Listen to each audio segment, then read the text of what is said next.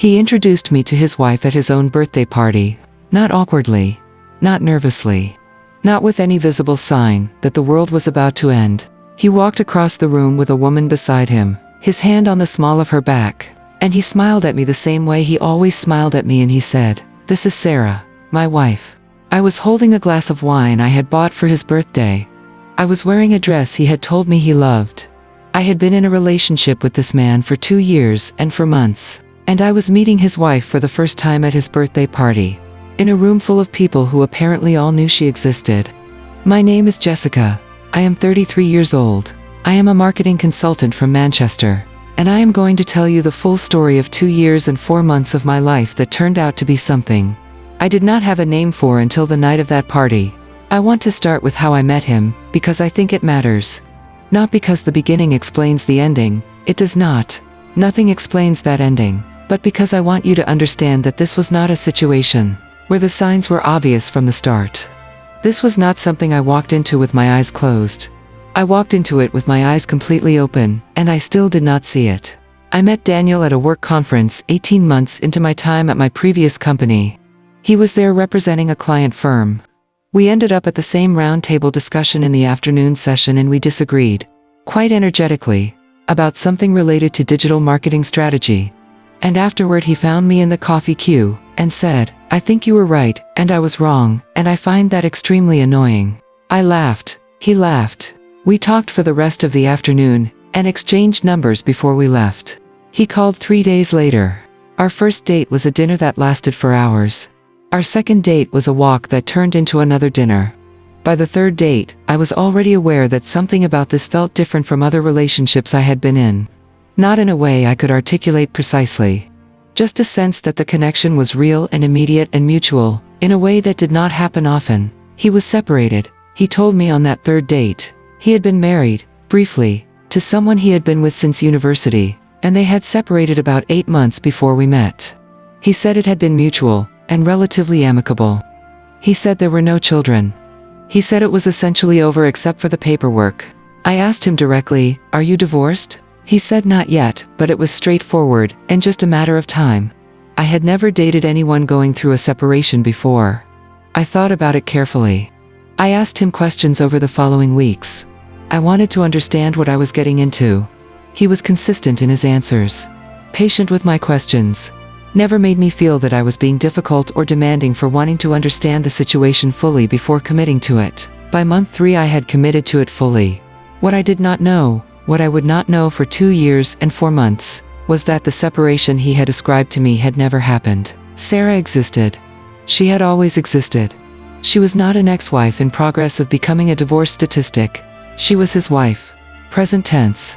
Living in a house he owned in a suburb of Manchester that I had no reason to know about because our entire relationship had been conducted in the city center, in my flat, in restaurants and bars, and hotels, and the careful geography of a life he had constructed specifically to keep two worlds from ever touching. He had not separated from her.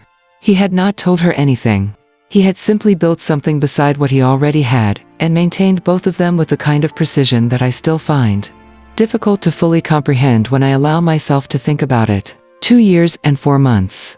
I want to tell you what those 2 years and 4 months looked like from where I was standing, because I think it is important to understand how complete the deception was. We saw each other 3 or 4 times a week. He had a plausible reason for not being available every night, a demanding job, a social life he had built before we met, the ordinary texture of an adult life that does not revolve entirely around one relationship. I was not someone who needed constant access to a partner. I had my own work, my own friends, my own life that I was not asking him to absorb. He met my friends. He came to family occasions. He was present at a birthday dinner for my mother, a Christmas gathering at my sister's house, an engagement party for one of my closest friends. He existed, visibly and comfortably, in my world. I was entirely invisible in his. I understood this at the time as a personality difference. He was more private than I was, I told myself. He had a smaller social circle, and was not someone who mixed different parts of his life easily. I respected that. I did not push. I told myself that relationships had different rhythms, and that 2 years in was not necessarily the moment when everything had to be integrated. He had a birthday coming up. He mentioned it in passing, several weeks before, not making a big deal of it. Just noting that some friends were planning something, and he would let me know the details. I assumed, naturally, that I would be included. He called me the week before, and said there was going to be a small gathering at a bar in the city center on the Saturday evening, and that he would love for me to come. I bought him a gift. I bought a dress. I was happy in the simple way that you are happy when someone you love includes you in something that matters to them. I arrived at the bar to find it not particularly small, perhaps 40 people, maybe more. I did not know most of them. That did not surprise me given what I had told myself about how he kept different parts of his life separate. I got a drink. I talked to a few people. I looked for him across the room. He was talking to a group near the bar. He saw me and raised a hand in acknowledgement. Warm, normal, the gesture of someone who is glad you arrived. He held up a finger to indicate he would come over in a moment. 5 minutes later, he crossed the room, with a woman beside him. Her hand was through his arm. They moved through the room with the ease of people who have been in the same physical space so many times that navigation is automatic. She was laughing at something as they approached. She looked happy and relaxed and entirely at home. He stopped in front of me. He said, "This is Sarah, my wife." He said it the way you say something that everyone already knows. Not as a confession. Not as an explanation. As an introduction. I looked at him. I looked at her. She was smiling at me with the warm, slightly distracted smile of someone meeting one of many people at a party. She did not know. In that moment I understood two things simultaneously.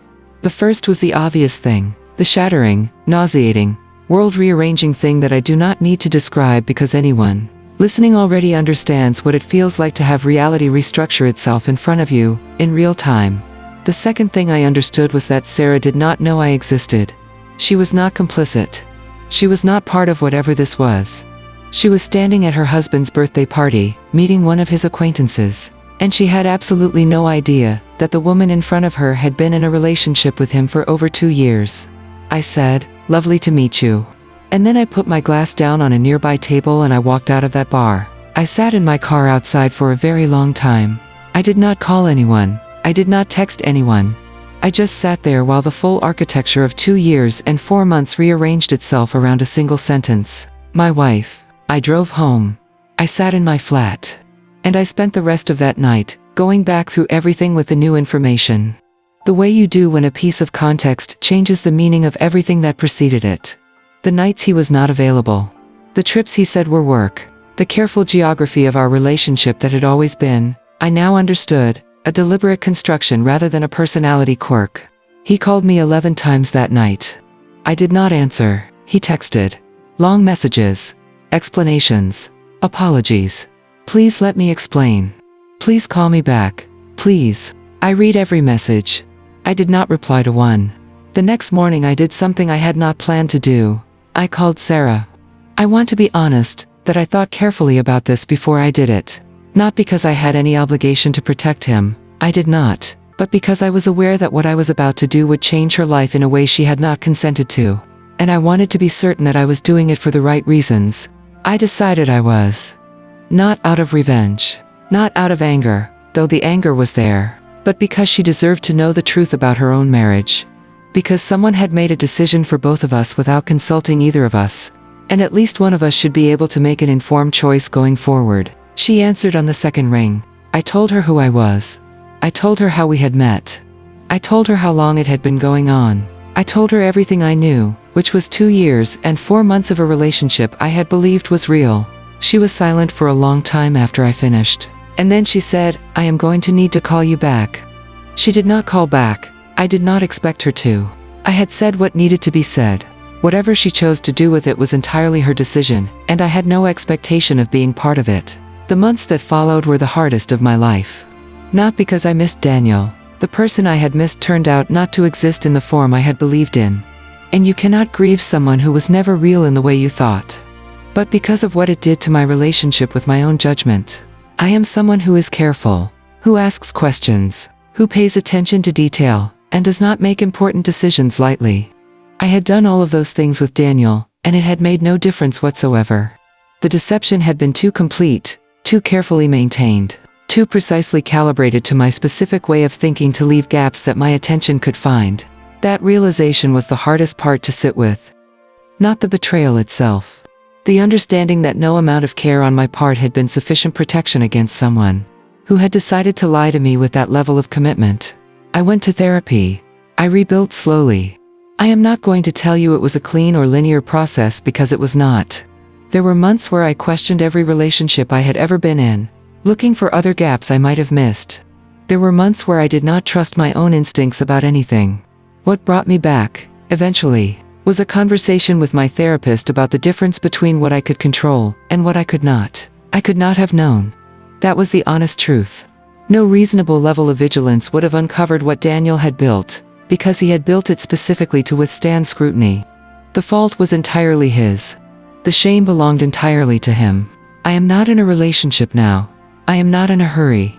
I am taking my time in a way that is different from before, not more suspicious exactly, but more patient, more willing to let things develop slowly, rather than being reassured by the early intensity that I had once taken as a sign of something real. I do not know what happened with Sarah and Daniel.